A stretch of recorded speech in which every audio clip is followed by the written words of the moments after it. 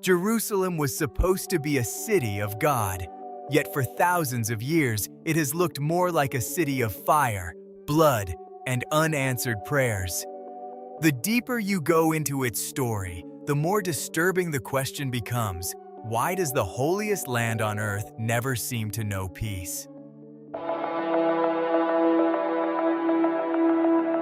Jerusalem.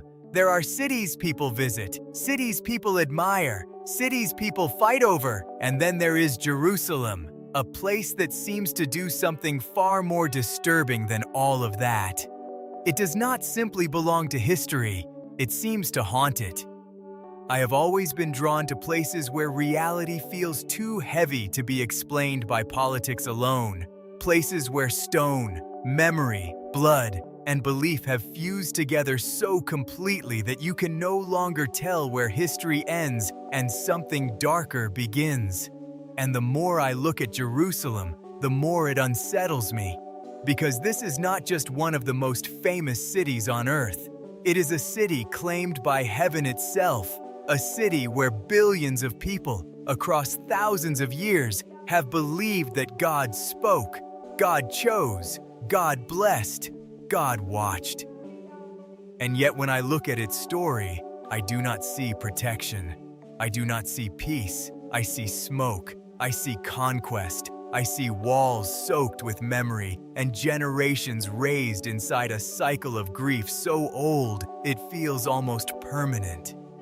That contradiction is what refuses to let me go. How does the holiest city for so many become one of the bloodiest? How does a place wrapped in prayer become a place trapped in war? And maybe the most uncomfortable question of all, if this land is truly sacred, why has it so often looked abandoned to fire? Welcome back to Hidden Truth Channel. Tonight, I want to take you into a story that I do not think can be understood as just religion, or just empire, or just politics. Jerusalem is something more dangerous than that.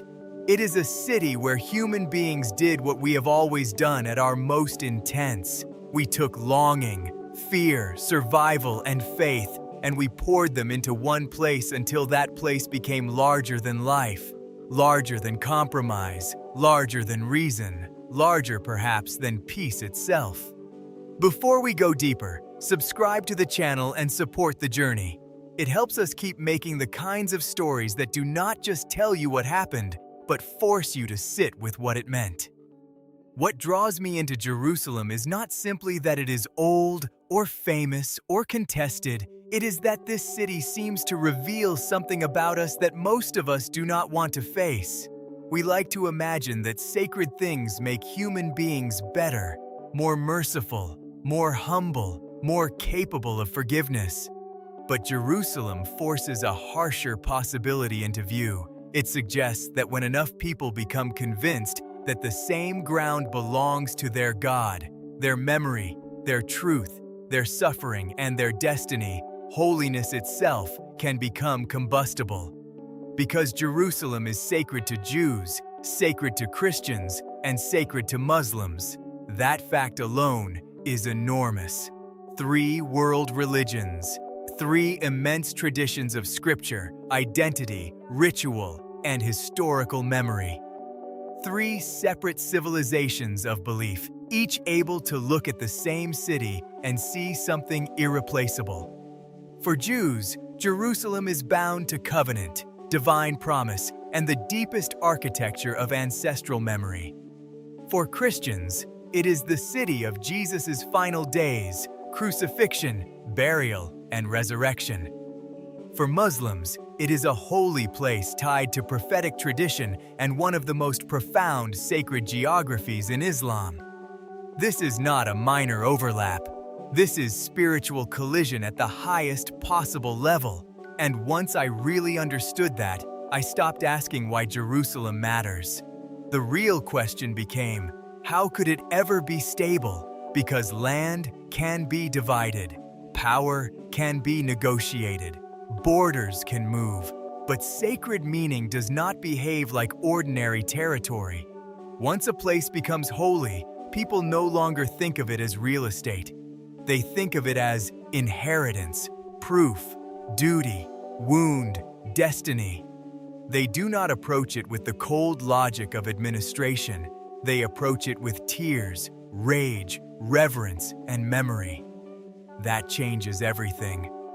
Jerusalem is not only fought over because it is strategically important, it is fought over because it has become emotionally absolute, and that, to me, is the beginning of the city's curse. You can feel it even before you get into the details of kings and empires and sieges. You can feel it in the language people use. Jerusalem is called holy, eternal, chosen, promised, redeemed, liberated, defended. Nobody speaks about it as though it were ordinary. Nobody imagines it as just another ancient city. That is precisely what makes it so dangerous. The moment a city becomes more than a city, conflict around it becomes more than conflict. Every victory starts to feel sacred. Every loss starts to feel unbearable. Every insult becomes desecration. Every compromise begins to look like betrayal. And then history does what history always does. It tests every absolute belief against power. What follows in Jerusalem is not a neat timeline. It is a pattern. A city chosen, then wounded, claimed, then retaken, revered, then burned, mourned, rebuilt, sanctified again, then thrown back into violence. One empire enters, another falls. One faith rises, another endures. One generation prays for peace, while the next inherits another reason to fight. And through all of it, Jerusalem remains what it was from the moment human beings decided heaven had touched it. A place too meaningful to ignore and too burdened to rest. That is why I do not want to tell this story like a textbook. I do not want to flatten it into dates and rulers and holy sites, because if we do that, we miss what makes Jerusalem so haunting.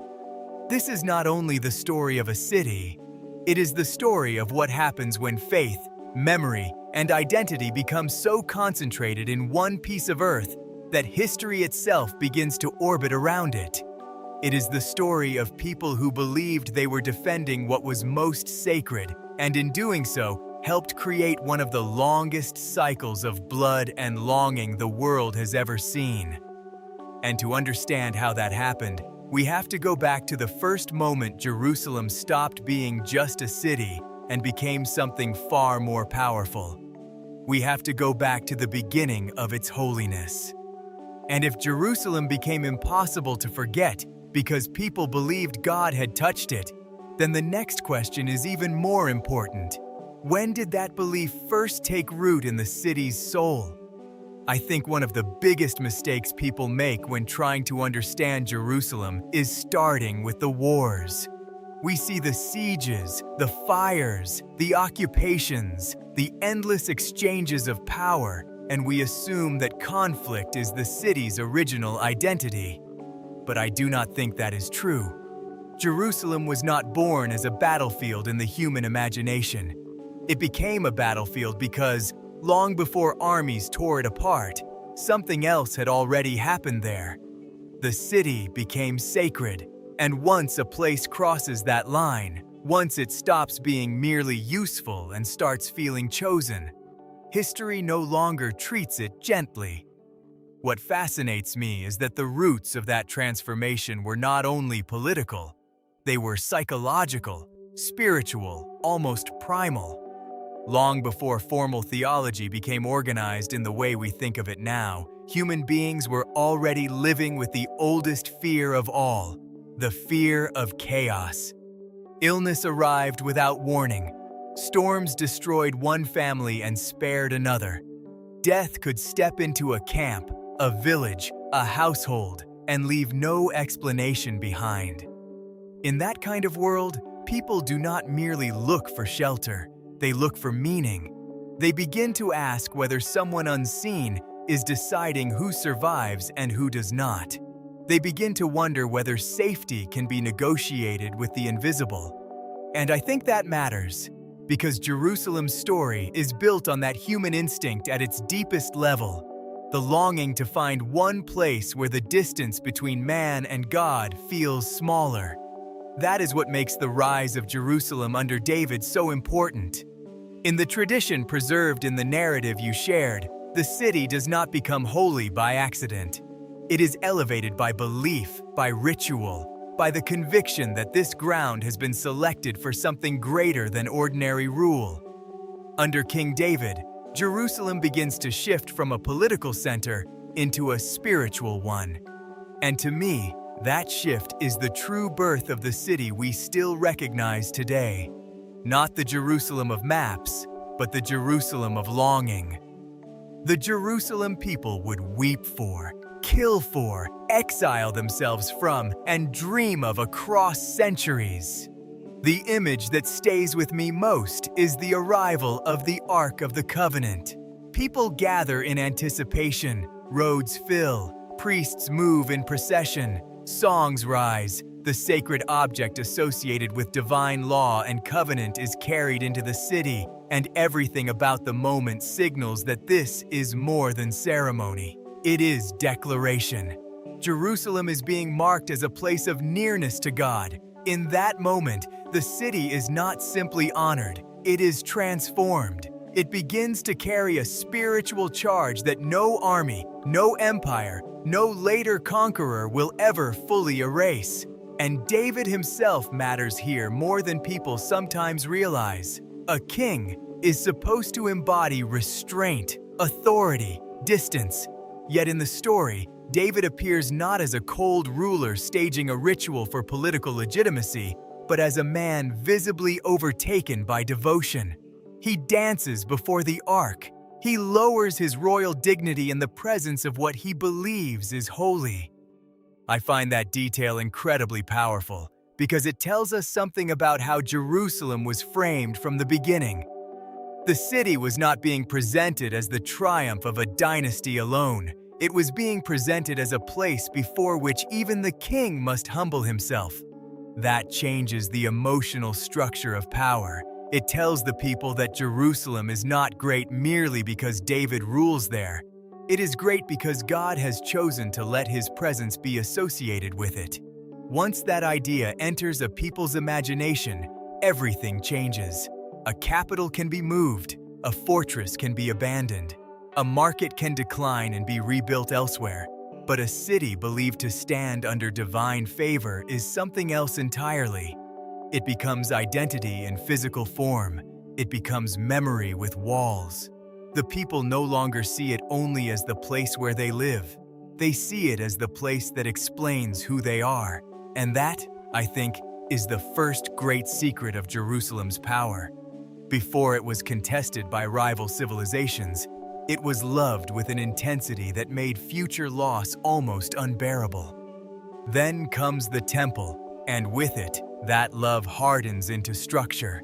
Under Solomon, in the traditional telling, a permanent sacred center rises. The city no longer holds only the memory of covenant. It now contains the formal heart of worship itself.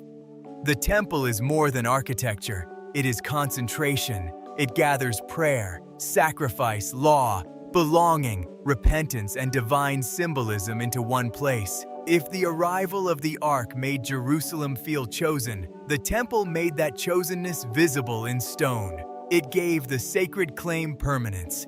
It said, in effect, that the relationship between this people and their God was no longer just carried in story or ritual movement. It had a center now, a fixed heart, a dwelling place of meaning.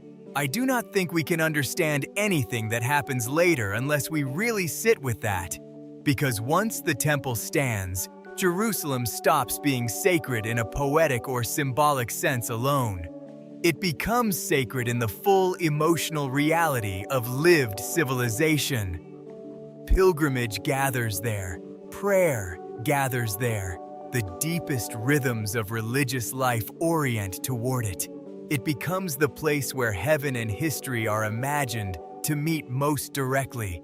And when a city becomes that central, it no longer belongs only to the present. It starts owning the future as well. That is why later destruction feels so catastrophic. To an outsider, the fall of a city is a military event. To the people bound to Jerusalem through covenant and temple, it is far more than that. It is rupture. It is dislocation of the soul. If the city holds not only memory but divine promise, then losing it is not like losing territory. It feels like losing the center of meaning itself. That is why exile in the Jerusalem story is never just geographical. It is spiritual dismemberment. The people may survive, but something foundational has been torn away from the structure of their world. And here is the paradox that keeps haunting me. Once Jerusalem became holy, even separation from it made it more powerful. Because loss did not weaken the claim, it intensified it. The city became not only the place where God had once been honored, but the place that had to be remembered, mourned, and spiritually carried even in absence. Sacred attachment, once fused with grief, becomes almost indestructible. The city turns inward. It enters prayer. It enters lament. It enters identity so deeply that even when people are forced away from it, Jerusalem continues living inside them as an unfinished return. That, to me, is the moment the city's destiny darkens. Because from then on, no later ruler will ever be stepping onto empty ground. They will be stepping onto a place already charged with covenant, longing, and loss. A city first elevated through devotion will now be guarded by memory. And memory, especially sacred memory, does not surrender quietly. But history was only beginning to add weight to Jerusalem, and soon another figure would enter the city and give it a second kind of holiness, one that would not erase the first, but would make the future of Jerusalem even more impossible to untangle. And once Jerusalem had become the city of covenant, temple, and remembered loss, history did something that would make its meaning even more difficult to contain. It gave the city a second sacred center without removing the first. This is the stage of Jerusalem's story that I find especially haunting, because it reveals how a place can become more holy and more unstable at the same time. Most cities are transformed by conquest, trade, or architecture. Jerusalem was transformed by interpretation. It kept receiving new layers of meaning, and each new layer did not erase the one beneath it. It pressed down on it. It complicated it. It made the city heavier. By the time we enter the Roman period, Jerusalem is already carrying the emotional gravity of covenant and temple memory. It is already a place where faith and longing have fused together. But now, under foreign domination, with tension hanging in the air, another story begins to move through its streets, one that will permanently change not only Jerusalem, but the spiritual imagination of the world. Rome ruled with discipline, hierarchy, taxation, and force. It understood roads, armies, order, and punishment. What it did not fully understand was the inner life of a people who believed their history had been shaped by God. Jerusalem under Roman authority was not just another occupied city. It was a place filled with expectation, frustration, wounded memory, and quiet religious intensity. People lived beneath imperial power, but many did not accept that empire had the final word on who they were. That tension is important because when a city is already spiritually charged, occupation does not merely create political resentment. It sharpens messianic longing. It makes people more alert to teachers, prophets, and any figure who seems to speak with the authority of something greater than the empire above them.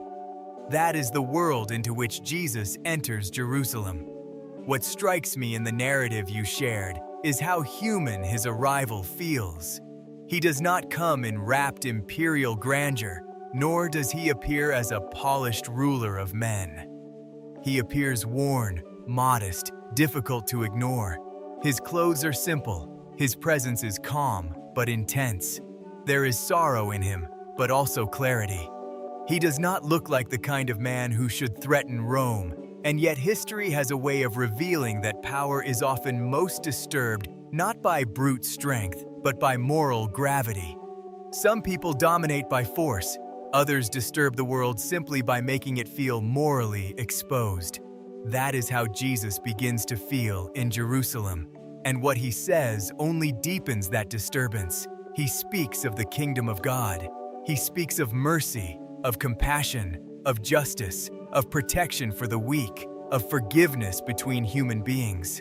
But what makes these teachings so powerful in Jerusalem is not only their beauty, it is their setting.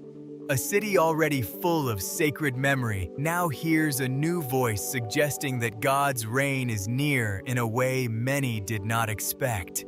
Not through armies, not through political restoration in the ordinary sense, but through transformation of the heart, reversal of status, and a spiritual authority that stands above both imperial power and wounded pride.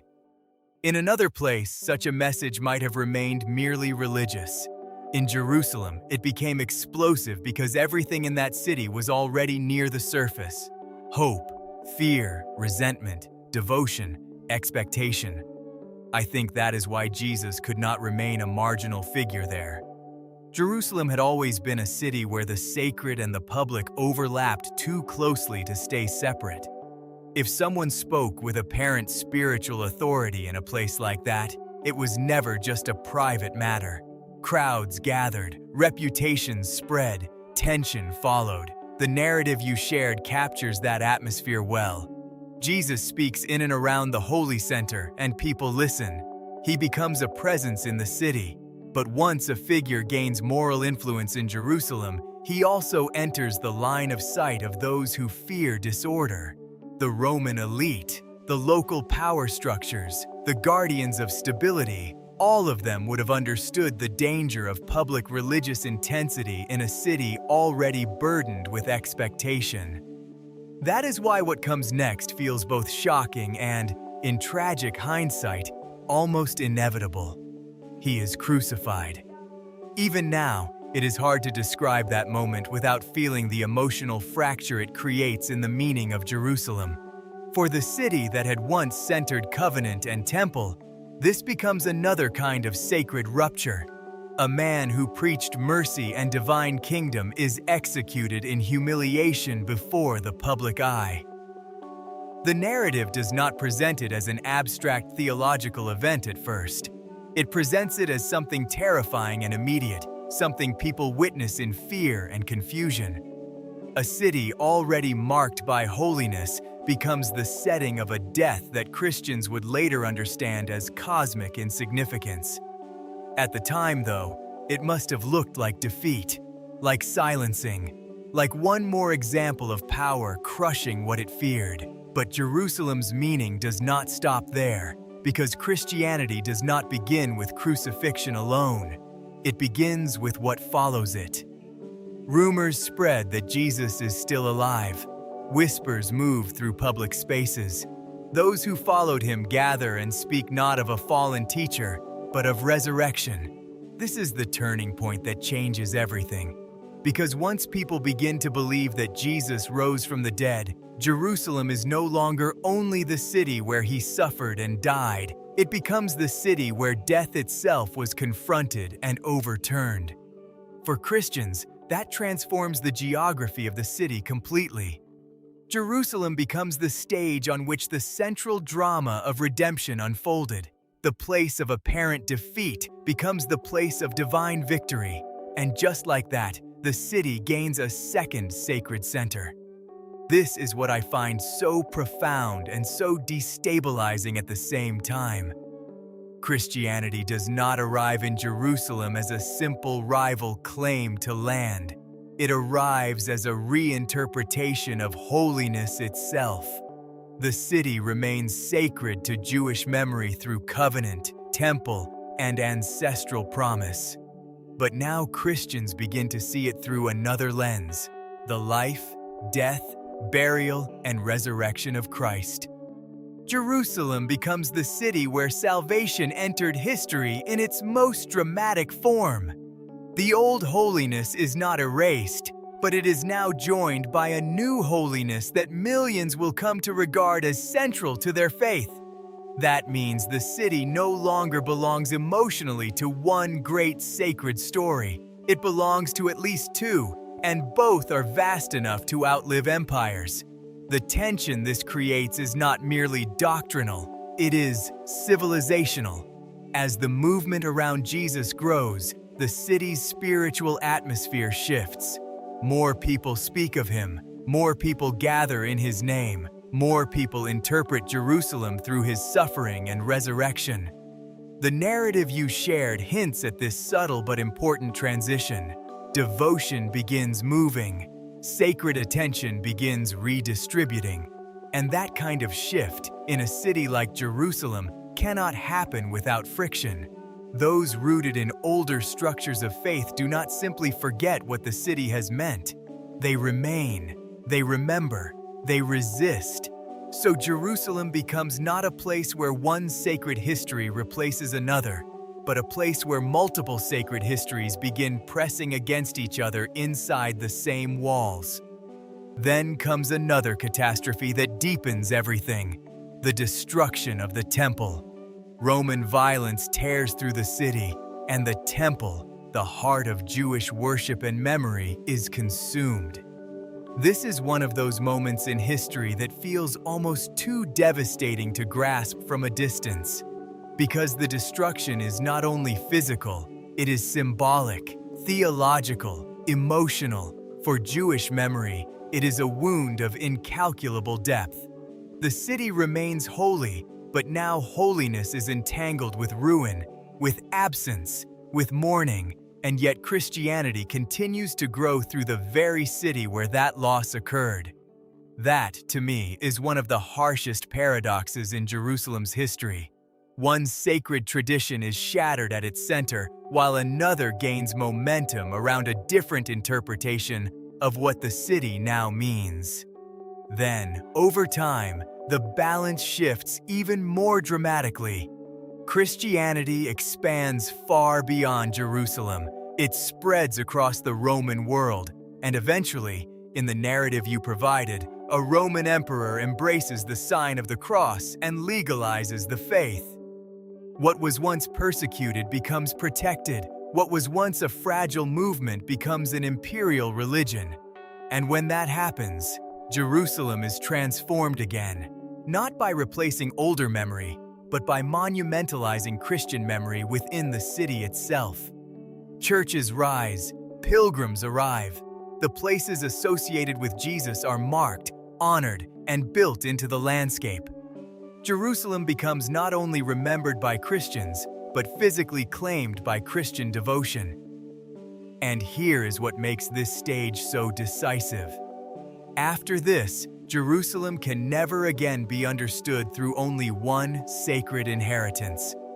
The city of David and the temple has become, at the same time, the city of Christ's passion and resurrection. Two immense faiths now look upon the same ground and see ultimate meaning there.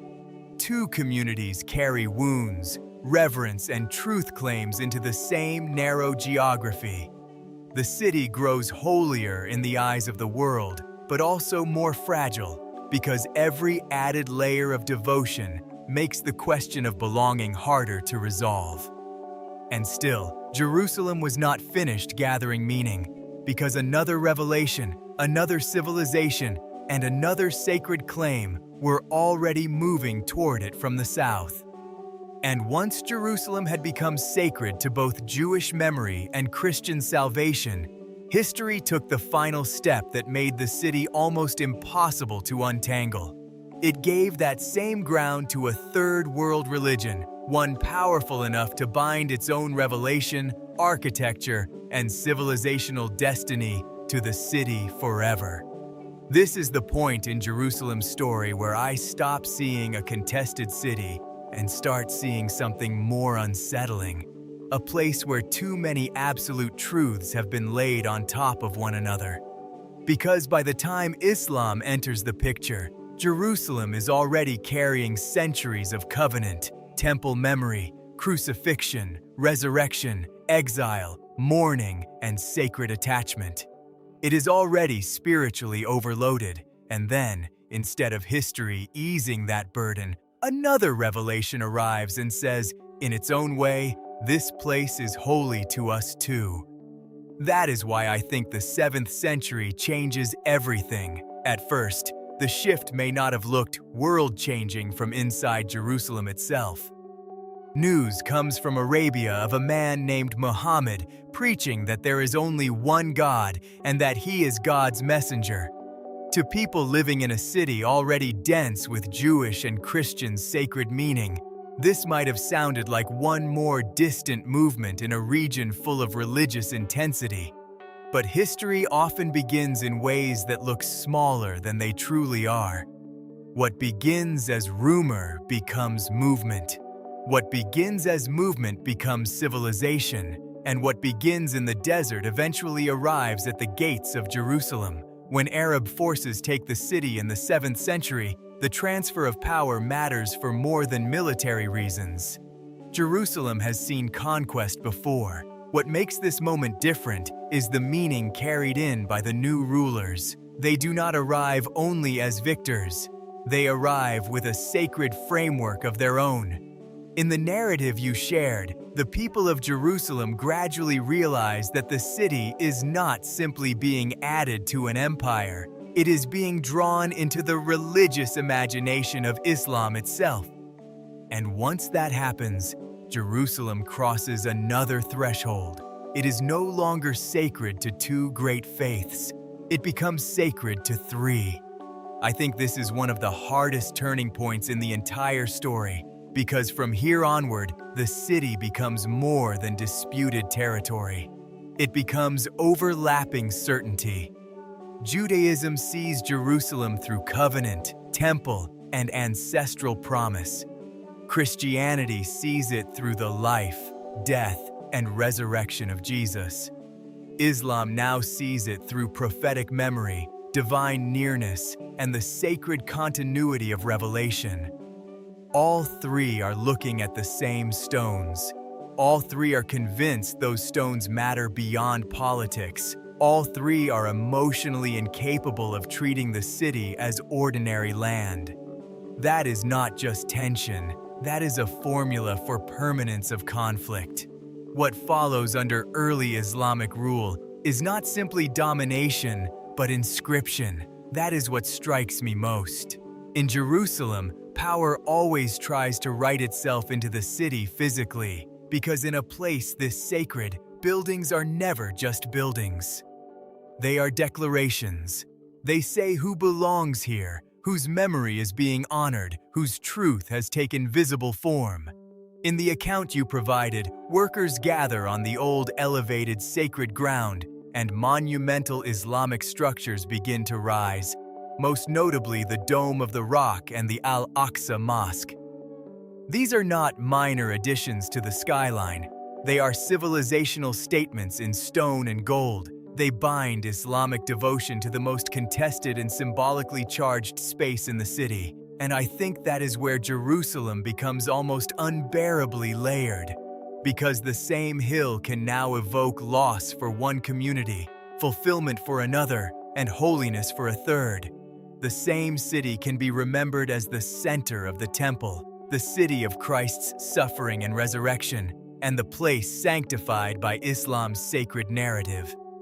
If you ever want to understand why Jerusalem does not calm down the way other cities sometimes do, start there.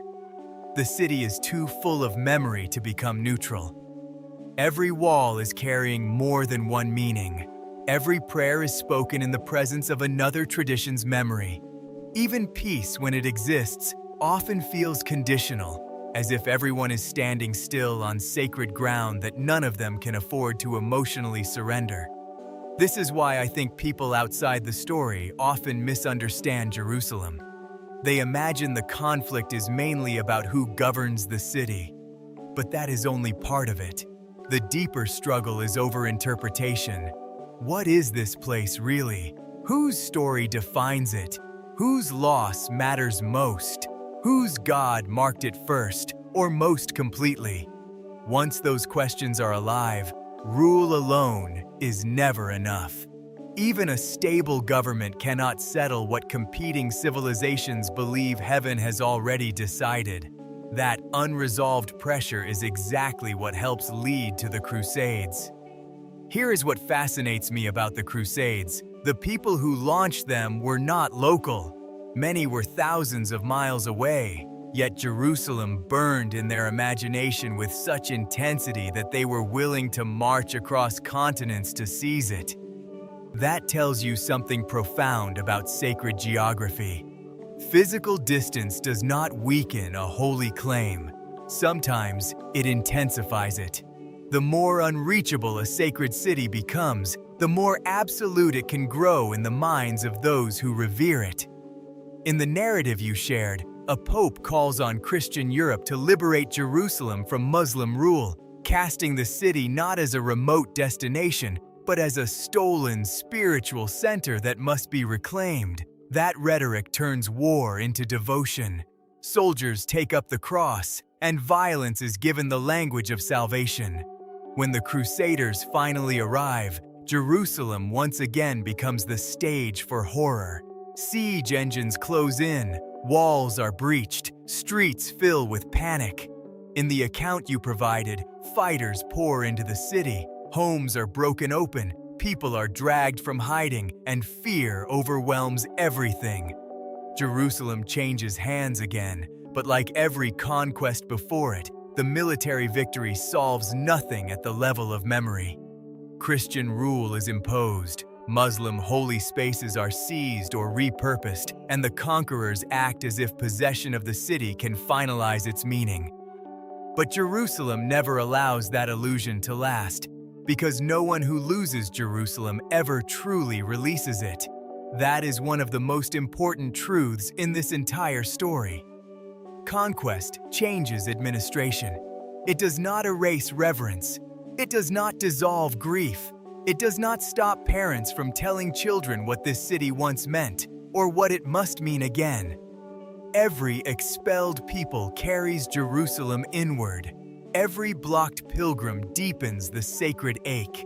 Every desecrated shrine becomes another layer of memory, waiting for revenge, restoration, or return. This is why Jerusalem keeps producing counterclaims with such force. People do not forget this city. They inherit it emotionally, even when they do not possess it. Then comes Saladin, and with him another reversal. In your source, he rises as the great Muslim ruler who unifies power, defeats the Crusader forces, and eventually retakes Jerusalem. But what makes this moment so important is not only the reconquest itself, it is the contrast in tone.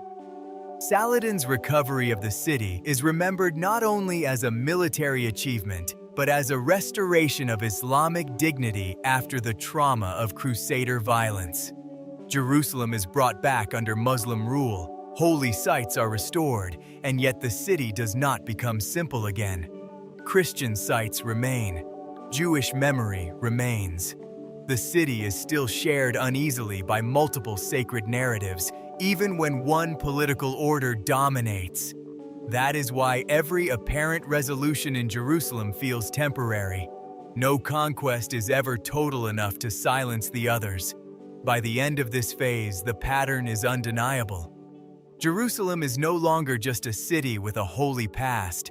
It is a city where three civilizations have attached irreversible meaning to the same physical ground, and each has now proven willing to fight, build, mourn, reclaim, and sanctify in order to defend that meaning. From this point forward, the city will not only be shaped by religion in the traditional sense, it will also be shaped by something more modern and, in some ways, even more combustible: nationalism fused to sacred memory. And when that happens, Jerusalem will enter a new age of conflict without ever escaping the old one. And when modern nationalism finally entered Jerusalem, it did not replace the city's older religious wounds. It fused itself to them, and in doing so, made the struggle feel even more absolute. This is the part of Jerusalem's story that I find hardest to sit with. because it feels so close to our own world. The ancient layers never disappear, but now they are joined by modern politics, mass migration, competing national movements, and the terrifying idea that history itself must be corrected by force. Jerusalem is no longer only a city of prophets, temples, churches, and mosques. It becomes a city of borders, militias, refugees, statehood, and military occupation. And yet even now, nothing in it is ever merely political. Every modern claim is still amplified by sacred memory. In the early 20th century, Jewish national return begins to take on concrete form. After centuries of exile and longing, more Jews begin returning to the land with the conviction that they are not entering a foreign world, but coming back to a homeland embedded in their deepest ancestral memory. In the narrative you shared, this return is not framed as simple migration. It is emotional, civilizational, almost biblical in tone. People come praying, buying land, building homes, trying to root themselves again in a place they believe history never truly erased from them. To many Jews, this is restoration after a wound that had lasted far too long. But to many Arab inhabitants already living in and around Jerusalem, the same process looks completely different. It looks like encroachment, transformation, and the slow arrival of displacement. That is what makes this period so combustible. Two communities are looking at the same process and reading opposite moral truths into it. One sees return, the other sees loss beginning. One sees justice, the other sees threat. And because Jerusalem is already burdened with sacred meaning, these are not experienced as ordinary political disagreements. They are felt in the bones. The tension grows around the most sensitive ground of all. The Western Wall, tied to the memory of the destroyed temple, stands close to the great Muslim holy sites. In another city, symbolic disputes might remain symbolic. In Jerusalem, they rarely stay that way for long. A gesture of devotion by one side can feel like provocation to the other. A rumor can become fear. Fear can become crowds. Crowds can become violence. That tragic progression appears clearly in your source. Arguments, accusations, gathering masses, clashes in the streets, blood spilling where prayer should have been enough. What strikes me most is how often people in Jerusalem do not begin from the desire to destroy, but from the fear that something sacred is slipping away from them. By the 1930s, the conflict hardens. Arab revolt grows. Jewish armed defense organizations strengthen. British authority proves unable to contain the emotional and political forces now rising on all sides. Then history intervenes from outside with unimaginable cruelty. The Holocaust changes everything. The systematic destruction of Jewish life in Europe gives the question of refuge, survival, and statehood a moral urgency that is impossible to separate from what follows. More Jewish refugees come toward this land. More fear rises among Arabs who see demography and power shifting around them. The result is not empathy between the wounded, but competing forms of desperation.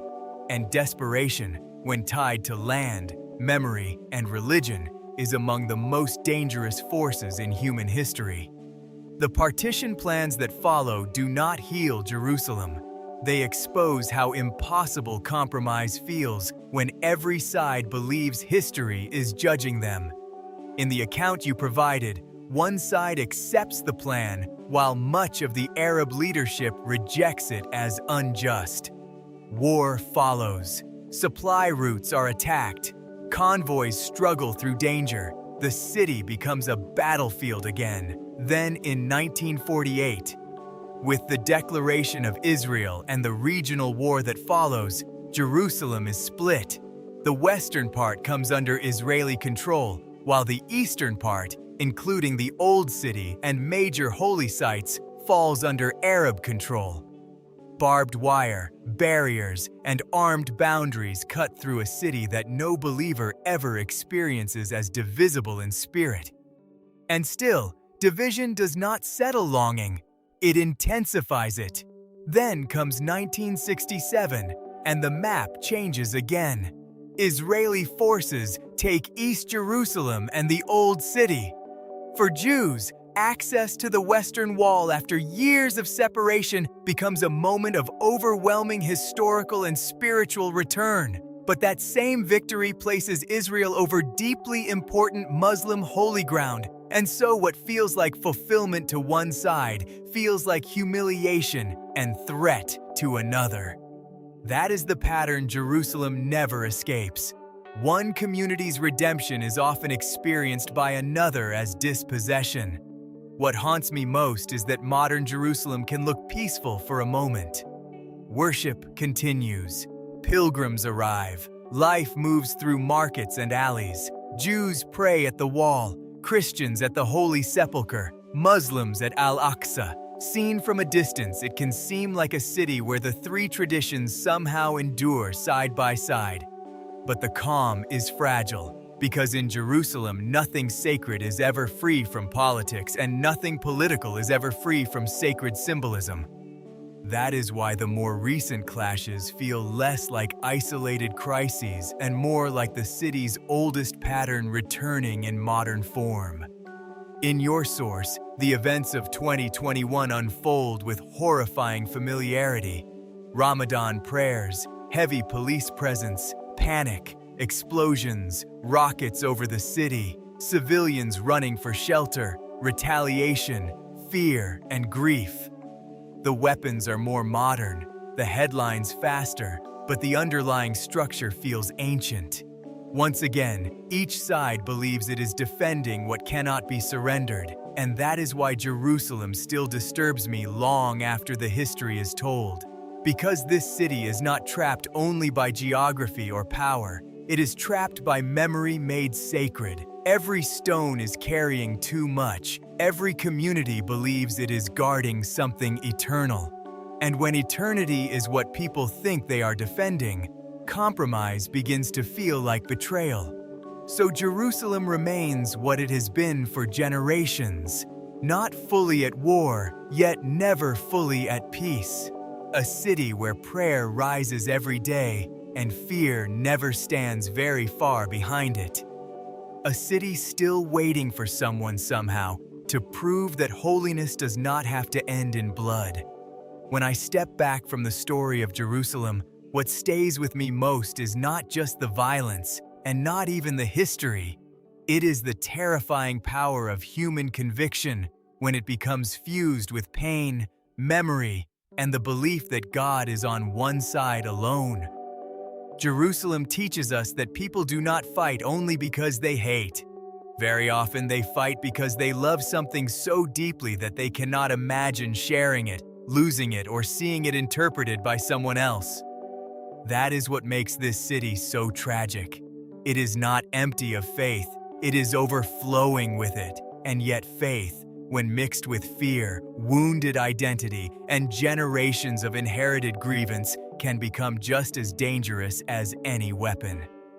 I think that is the deepest lesson here for all of us. In our own lives, most of us are not fighting over holy cities, but we do carry smaller Jerusalems inside us. Our pride, our beliefs, our personal wounds, our sense of being right. And when we treat our own perspective as sacred and untouchable, we begin to close the door to understanding, humility, and peace.